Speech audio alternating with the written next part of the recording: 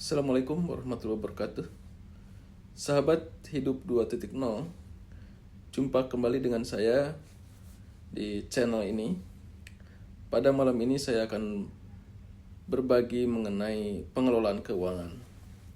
Tadi malam saya bertemu dengan sahabat saya, berbincang mengenai beberapa macam hal, termasuk diantaranya adalah mengenai masalah pensiun.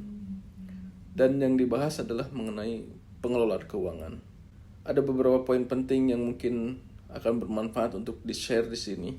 Yang pertama adalah membuat anggaran pensiun yang realistis dan disiplin.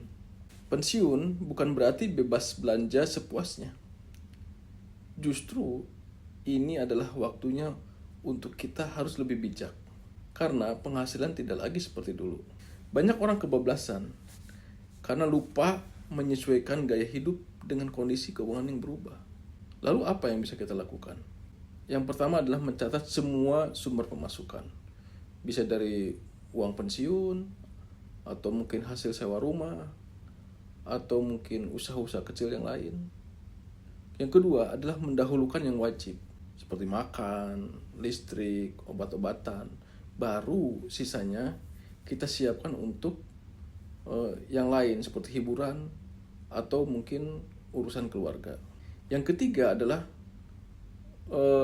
di beberapa artikel disarankan untuk menggunakan rumus yang simple, yaitu 50% adalah untuk kebutuhan pokok, kemudian 30% itu untuk yang sifatnya secondary, mungkin keinginan-keinginan di luar kebutuhan pokok, kemudian 20% adalah tabungan atau investasi atau cadangan. Anggaran itu seperti peta. Kalau kita tahu kemana harus melangkah, perjalanan akan jadi lebih mudah. Yang kedua adalah meminimalkan pengeluaran yang tidak penting. Setiap Rp1.000 yang keluar tanpa rencana bisa jadi beban di masa yang akan datang. Seringkali kita tergoda untuk hal-hal yang sebenarnya tidak dibutuhkan. Misalkan membeli gadget baru, atau ikut arisan yang mahal, atau mungkin membantu orang yang terus-menerus tanpa batas. Lalu bagaimana cara mengontrolnya? Kalau di zaman dulu orang bisa aja misalkan dengan memasukkan uang belanja itu ke amplop, sehingga kita membatasi uang belanja itu dari amplop tersebut. Mungkin sekarang bisa dengan cara sistem e-wallet terpisah, sehingga belanja hanya menggunakan e-wallet itu.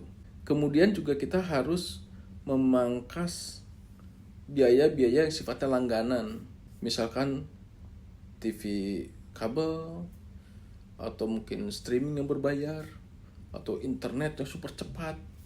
Jadi kita harus benar-benar mempertimbangkan seberapa perlu langganan-langganan tersebut.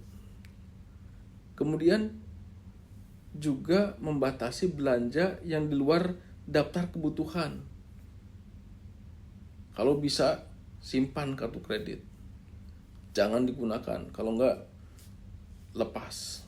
Jadi konsepnya itu bukan pelit, tetapi ini bentuk cinta sebenarnya, yaitu cinta kepada masa depan kita sendiri. Nah, yang ketiga adalah diversifikasi sumber penghasilan pasif. Uang pensiun itu penting, tetapi jangan hanya bergantung pada uang pensiun itu. Kita perlu mempunyai sumber penghasilan tetap lainnya. Contohnya, misalnya kita punya rumah kosong, kita bisa jadiin kontrakan, lalu kita sewakan. Atau mungkin kita punya dana lebih, kita bisa disimpan di obligasi negara misalkan. Atau kalau ingin lebih mudah, misalkan simpan di reksadana dengan pendapatan tetap. Kalau kita senang dengan usaha-usaha kecil, kita mungkin bisa coba dengan buka usaha warung kecil-kecilan, atau mungkin jualan online. Yang keempat, kita harus menyiapkan dana darurat dan biaya kesehatan. Banyak orang kehabisan uang karena tiba-tiba kena sakit yang serius. Lalu apa yang harus kita siapkan? Pertama adalah kita harus mempunyai dana darurat, misalkan untuk 6-12 bulan biaya hidup. Kemudian kita bisa gunakan BPJS misalkan. Karena di Indonesia BPJS sekarang layanan juga cukup baik. Atau kita pisahkan dana khusus untuk medis. Jangan dicampur antara dana medis dengan uang belanja bulanan. Yang perlu diingat, kita tidak bisa menawar kesehatan.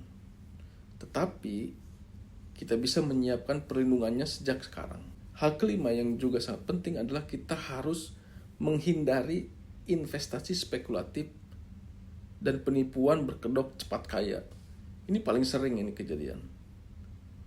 Pensiunan sering jadi sasaran empuk penipuan berkedok investasi. Modusnya macam-macam. Bisa robot trading, bisa koin digital, bisa bisnis halal berhadiah mobil. Banyak sekali modusnya. Dan pensiunan itu sasaran banget. Lalu apa yang harus dipegang? Pertama adalah pahami dulu sebelum invest. Jangan asal ikut-ikutan. Bahkan sama teman. Kemudian selalu diskusi dengan orang yang paham dan juga bisa dipercaya. Prinsip yang paling sederhana, kalau terdengar sangat muluk, untungnya gede banget, biasanya memang itu tidak benar. Jadi lebih baik hasilnya kecil tetapi aman daripada janji besar tapi uang pensiun kita bisa hilang dalam sekejap. Nah, selain itu juga yang penting kita siapkan adalah jangan sampai di masa pensiun kita punya utang.